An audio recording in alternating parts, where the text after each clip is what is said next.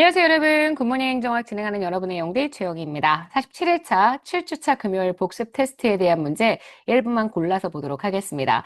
7주차 금요일은 여러분도 다 아시겠지만 일단 조직론의 마무리, 그 다음 인사행정론의 시작이었습니다. 그래서 조직론에서는 정부 조직 체계 중에서도 책임운영기관과 위원회부터 제가 내용들을 진행을 했고요. 그 다음에 내용은 인사행정에 대한 내용들을 이야기하면서 제가 임용, 징계, 교육훈련에 대한 내용들까지 여러분들하고 쭉 했었는데요. 그 중에서 조금 까다로운 문제 몇 개만 한번 골라봤습니다. 한번 풀어보고요. 계속 말씀드렸지만 혹시 문제 제가 풀지 않았는데 궁금하신 부분들이 있다면 언제든 댓글이나 혹은 카페 질문해 주시면 됩니다. 자, 들어가 보도록 하겠습니다. 자, 1번입니다. 책임운용기관에 대한 설명으로 옳은 것 이렇게 얘기했죠. 소속 책임운영기관, 소속 기관이 책임운영기관의 형태로 운영됩니다. 이럴 때 공무원의 총 정원 한도는 대통령령으로 정한다고 얘기했고요. 그 안에 구체적인 실제 공무원들, 고위공무원단 얼마 속하는지, 등급별 공무원 정원은 어떻게 되는지 이런 것들은 총리령이나 부령으로 정한다. 제가 이렇게 이야기했죠. 총리령 아니면 부령 이렇게 들어가기 때문에 요거는 내용이 잘못되어 있고요.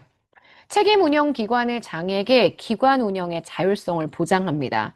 자율성을 충분히 보장하되 그 운영 성과에 대한 책임을 지도록 해주는 게 바로 책임 운영 기관이라는 조직을 두는 취지라고 말씀을 드렸고요. 책임 운영 기관은 공공성이 강하도 성과 관리도 가능한 분야에 적용해야 합니다. 성과 관리가 어려운 부문에 적용을 했다. 그러면 책임 운영 기관의 성과 평가를 하기가 굉장히 힘들어지죠. 자, 책임운영기관의 설치 및 운영에 관한 법률에 근거해서요, 우리나라의 처음 책임운영기관이 설립된 건 1999년입니다. 그래서 지금 보시는 4번 틀린 선지입니다. 자, 문제의 정답이 되는 건 그래서 2번이 되죠. 자, 2번입니다. 우리나라 공기업과 공공기관에 대한 설명이라고 했죠. 정부기업은 계속 질문을 하시는데 정부 부처형의 기업을 설명합니다. 정부가 소유권을 가지고 운영하는 공기업, 표현이 좀 이상해요. 일단 정부 부처에 해당해서 법인을 따로 만들지 않는 그러한 기업들을 정부 기업이라고 얘기를 하고요. 정부 조직에 해당하는 기업이 되죠. 그래서 X입니다. 이 정부 기업이 실제 진짜 4대 정부 기업이라고 얘기하는 정부 기업 예산법에 적용을 받는 정부 기업과 제가 책임운영 기관 중에서도 특별회계 적용을 받는 책임운영 기관이 여기에 해당한다라고 이야기를 했었습니다. 자, 그러면 2번입니다. 국가 공기업과 지방 공기업은 공공기관의 운영에 관한 법률의 적용을 받는다라고 얘기했는데, 네, 국가 공기업은 공공기관 운영에 관한 법률의 적용을 받죠. 국가 공기업 중에서도요, 법인형의 공기업이 그렇습니다. 하지만 지방 공기업은 공공기관 운영에 관한 법률 적용을 안 받는 게 지방공기업법이란 법을 따로 가지고 있다고 얘기를 했었거든요. 그래서 2번 X. 3번입니다. 위탁집행형 준정부기관의 사례. 도로교통공단이 있습니다. 물론 예시를 외우실 필요는 없다고 얘기했고요. 예시는 1월 달에 고시된 내용들만 확인하셔도 된다라고 했죠. 자, 공기업의 기관장은 인사, 조직 운영의 자율성을 갖고 있습니다. 물론 관할 행정부처의 통제를 받는 것도 맞습니다. 근데 인사나 조직에 있어서의 자율성을 가지고 책임을 지고 운영할 수 있기 때문에 공기업의 기관장이 현재 자율성을 갖고 있지 않다. 이건 틀린 선지가 됩니다. 2번, 4번도 X입니다. 정답이 되는 건 그래서 3번이 됩니다. 자, 5번 균형성과표에 대한 이야기 열심히 정리했죠. 균형성과표는 이런 표현 절대 안 된다고 했어요. 재무, 비재무 두 가지 다 중요하게 생각합니다. 비재무보다는 재무관리의 중요성을 강조한다라고 했는데 틀렸고요. 둘 다 강조한다가 맞습니다. 자, 내부적 관점에서의 성과 지표는 선행 지표로서 재무적 관점에서의 성과 지표, 뭘 했어요, 지금? 내부적 관점의 재무적 관점. 재무적 관점의 성과 지표는 선행 지표가 아니라 후행 지표입니다. 실제 매출이나 자본 수익률, 예산 대비 차이 등의 재무적인 관점들이 들어가지만 이거는 후행 지표에 해당하기 때문에 X가 되고요. 내부 프로세스는 제가 통합적인 일처리 강조된다라고 말씀드렸습니다. 개별 부서별로 따로따로 처리되는 일처리 말고요. 통합적인 일처리 강조하고 있기 때문에 3번 X가 되고요. 3번, 4번 학습 및 성장 관점은 구성원의 능력 개발, 직무 만족, 주로 인적 자원에 대한 성과를 포함하게 됩니다. 그래서 5번 문제의 정답이 되는 건 4번입니다. 넘길게요. 자, 6번입니다. 정보 조직 개혁에 대한 설명이래요.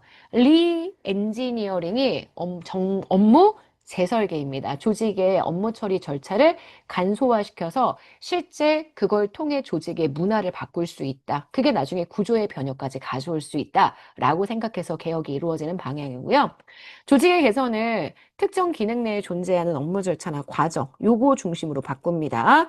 기능에 초점을 두는 게 아니라 업무 과정을 간소화시키는 거에 더욱더 초점을 두고 있기 때문에 지금 보시는 1번 X고요. 2번 총체적 품질 관리는 고객 만족이라는 품질의 수준을 설정해 놓고 그 수준에 부합하는 서비스를 생산하고 제공할 수 있는 그런 형태의 조직 관리 기법을 얘기합니다. 하지만 최상의 경쟁 우위를 창출하는 최고 수준의 운영 기법 능력을 가진 기업을 연구해서 그 장점만을 활용하는 것. 요거는 연결되지 않고요. 이거는 제가 수업 시간에 따로 얘기하진 않았지만 이런 형태를 우리가 벤치마킹이라고 표현을 합니다. 총체적 품질 관리의 내용은 아니기 때문에 2번은 X가 됩니다. 자, 전략적 관리는 SWOT, 제가 이렇게 얘기했죠. 참여 과정을 통해 생산활동의 단기적인 목표를 체계 있게 설정해서 생산활동을 수행하고 그 결과의 평가, 환류의 우선점의 초점을 두는 것. 네, 요거는 전략적 관리에 대한 내용이 아니라 전략적 관리에 대한 내용이 아니라 여기서 얘기하는 단기 목표가 딱 봐도 오브젝티브 인 거 느껴지시죠? 오브젝티브를 통해서 조직을 관리하는 기법, 바로 MBO에 대한 설명이기 때문에 지금 보시는 이 표현 X가 됩니다. 자, 조직 발전은 행태과학 전문가를 불러서 조직의 발전을 시킬 수 있는 구성원의 행태를 바꿀 수 있는 프로그램 진행한다고 얘기했습니다. 주로 외부 인사가 주도한다는 측면에서 목표 관리 기법과는 분명히 다릅니다. 그래서 지금 보시는 요거 맞는 선지도 틀렸다고 했어요. 맞는 선지입니다. 정답되는 건 그래서 4번입니다. 자, 11번입니다. 직위분류제의 주요 개념, 우리 이거 굉장히 열심히 했습니다. 직무의 종류는 다르나 곤란도와 책임이 유사하면 제가 이렇게 그려놓은 거에서 요게 된다고 얘기했죠. 이건 등급 개념이고요. 직렬이 되기 위해서 직렬 개념은 이렇게 되는 게 직렬 개념입니다. 종류가 동일해야 한다라고 얘기할 수 있기 때문에 요거 틀렸어요. 여기도 틀렸어요. 오히려 이 문장은요, 등급을 설명하는 문장으로 봐주셔야 하고요. 직무의 종류가 광범위하게 유사하게 직렬을 더욱더 범주화시켰다. 직렬을 되게 러프하게 묶어주면 이걸 직군이라고 얘기했습니다. 직무의 종류가 유사하고 곤란도, 책임도도 유사하다. 그래야 직급이죠. 직급은 어디가 직급이었냐면 기억하시겠지만 여기가 직급입니다. 여기. 여기가 직급이죠. 그래서 지금 보시는 요거 3번은 직급에 대한 설명이 아니고요. 오히려 직무의 종류가 유사하지만 곤란도, 책임도가 다르다. 그러면 그거는 직렬을 의미하는 표현으로 보셔야 합니다. 동일한 직급에서 더 쪼갤 수는 없습니다. 동일한 직급이면 이 보라색인데 여기서 더 쪼개면 직위밖에 남는 게 없습니다. 동일한 직급 내에서 나누면 안 되고요. 동일한 직렬 내에서 나누셔야죠. 동일한 직렬 내에서 담당 분야가 동일한 직무의 군으로 세분화시킨 것, 요걸 직무라고 얘기를 합니다. 자, 그래서 11번 문제의 정답이 되는 옳은 선지는 지금 보시는 것처럼 2번이 됩니다. 정리 잘 됐죠? 자, 12번 가보도록 하겠습니다. 자, 직무평가 방법에 대한 설명으로 옳은 것 이렇게 얘기했죠. 제가 요거 순서가 서, 분, 점, 요 이렇게 얘기했어요. 서분 종류 4가지고요. 아시겠지만 여기가 비계량입니다. 그리고 여기 2개가 계량입니다. 그리고 분과 점 이렇게 둘이 절대평가 기준치를 가지고 한다는 의미에서 절대평가의 방식이다라고 얘기했던 것도 기억하시죠? 자, 1번입니다. 서열법은 직무와 직무를 직접 비교하기 때문에 주관성 배제에 불리합니다. 비용이 제일 적게 들 수 있는 방법이기 때문에 1번은 X가 되고요. 요소 비교법은 기준 직무, 키 잡을 선정합니다. 평가하고자 하는 직무와 기준 직무들을 상호 비교합니다. 상대적 가치를 판단하는데 이게 계량적인 기법을 쓰기 때문에 질적으로 판단하는 기법이 아니라 양적으로 판단하는 기법이다. 이렇게 봐주셔야 하고요. 점수법은 각 직무의 기초적인 요소 척도에 따라 계량적으로 계측하는 방법이다. 이렇게 이야기를 하고 있습니다. 점수법은 아시겠지만 절대평가입니다. 직무평가 기준표라는 걸 만들어요.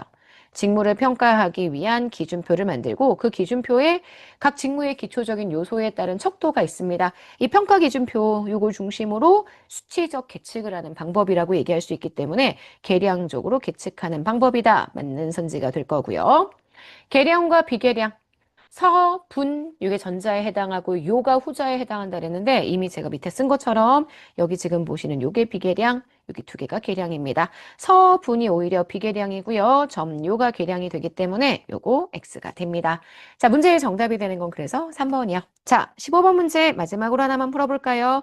우리나라 내부임용제도, 내부임용에 대한 여러 가지 내용들을 같이 공부를 했었는데 잘 보셔야 합니다. 일단 승급은 같은 계급 등급 내 호봉만 높아지는 걸 의미합니다. 점보는 동일한 직급 내에서 보직만 변경하는 거기 때문에 그리 어렵지 않다고 얘기를 했고요. 파면 연금법상의 불이익은 없지만 아닙니다. 불이익이 있습니다. 연금 절반 깎입니다. 3년 동안 공무원의 피임용권 발탁하는 거 이거는 파면이 아니라 해임이 됩니다. 파면은 5년 동안의 임용권 박탈하기 때문에 피임용권 박탈하기 때문에 3번 X고요. 4번 직권 면직은 폐직 또는 과언이 생겼다. 그러면 임용권자가 직권으로 공무원의 신분을 박탈하는 강제 퇴직의 방식입니다. 문제에서는 옳지 않은 거 고르라고 얘기했고요. 정답되는 틀린 선지는 바로 3번입니다. 자, 여기까지 해서 내부 임용에 대한 내용들까지 봤습니다. 자, 이제 우리에게 남아있는 내용들은요. 이제 공무원 거기에 보수에 관한 내용이라든지 근무 성적 평정에 대한 그런지 윤리적인 원칙입니다. 사실 제도적인 것들 법적으로 기준 법령들이 있어서 암기해야 할 부분들이 좀 많은데 우리 지치지 말고 토요일 날 열심히 수업 진행해서 이 부분도 한번 잘 잡아보도록 하겠습니다. 여러분, 오늘 하루 정말 여러분 거고요. 내일 아침에 만납시다. 여러분, 안녕.